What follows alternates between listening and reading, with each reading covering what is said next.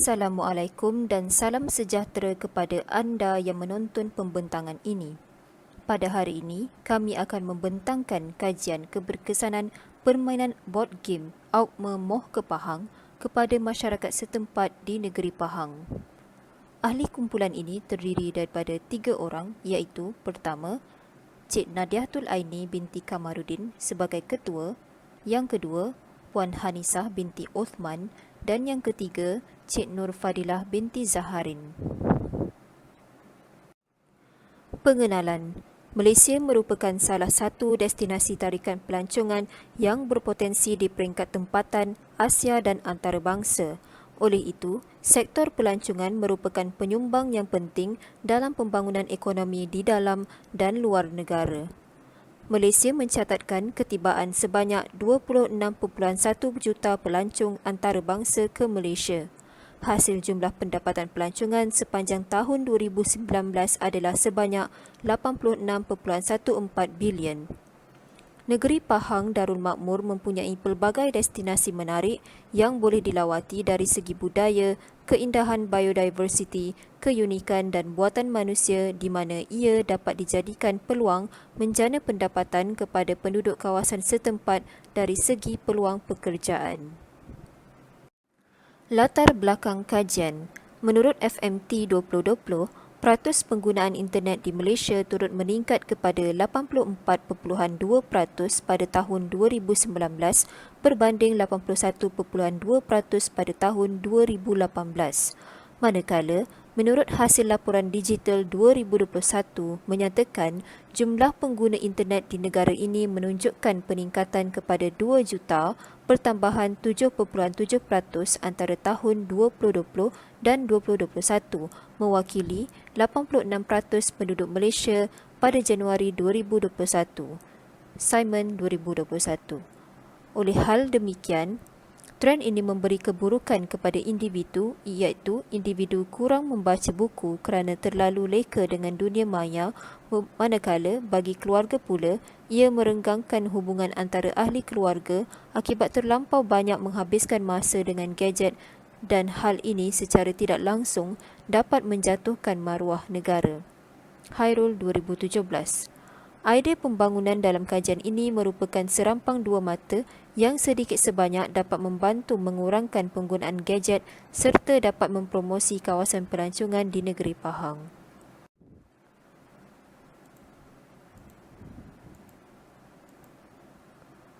Penyataan masalah. Isu utama dalam kajian ini adalah terdapat kesan buruk apabila penggunaan gadget berlebihan dan tidak terkawal serta akan mendorong kepada ketagihan penggunaannya.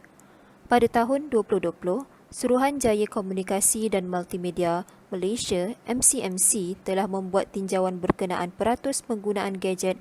Ia telah meningkat sebanyak 1.3% pada tahun 2020 iaitu 88.7% berbanding tahun 2018 iaitu sebanyak 87.4%.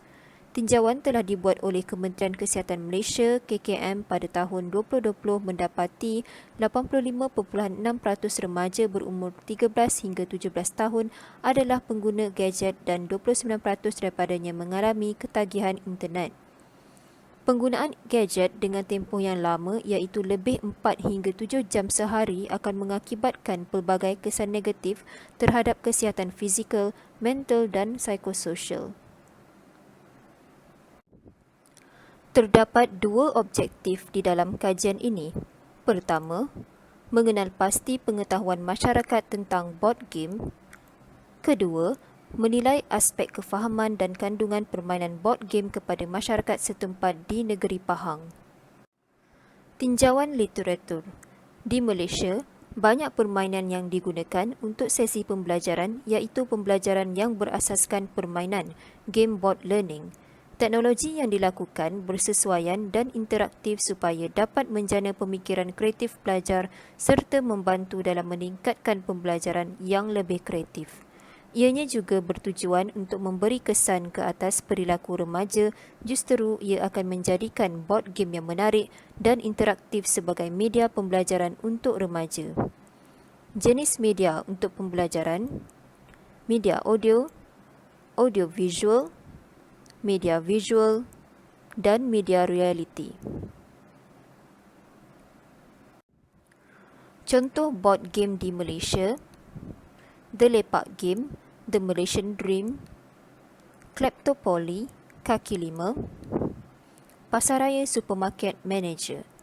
Board game di dunia: Pandemic, A Psychological Shots of Espresso, Betrayal at House on the Hill, Villainous, Articulate dan Gloomhaven.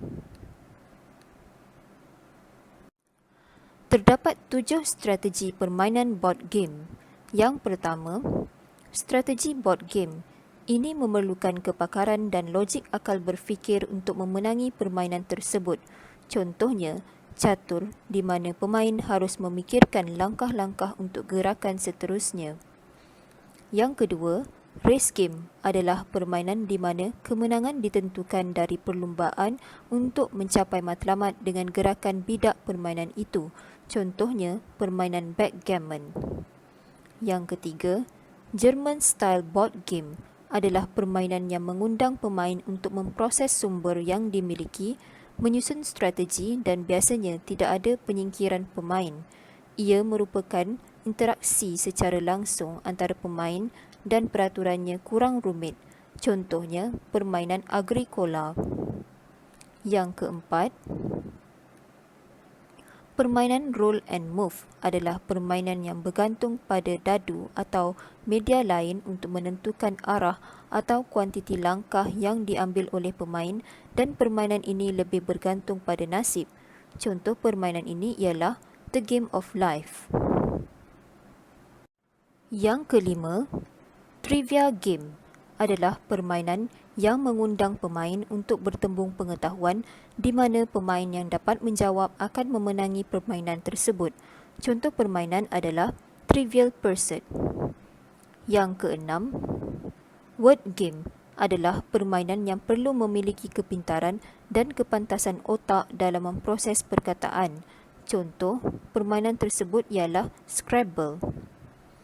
Yang ketujuh, war game adalah permainan yang berbentuk simulasi medan perang, jadi peraturan untuk permainan ini ialah strategi. Contoh permainan ini ialah Risk, The Lord of the Rings. Kajian ini dihasilkan dengan menggunakan strategi race game. Metodologi.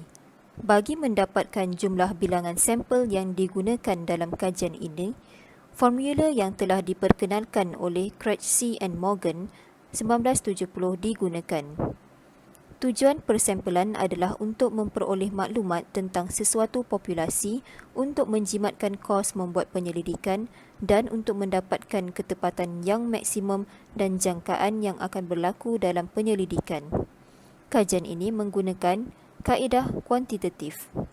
Sebanyak 128 borang soal selidik telah diedarkan kepada masyarakat setempat bagi memastikan 3 objektif dapat dicapai. Keputusan atau dapatan kajian.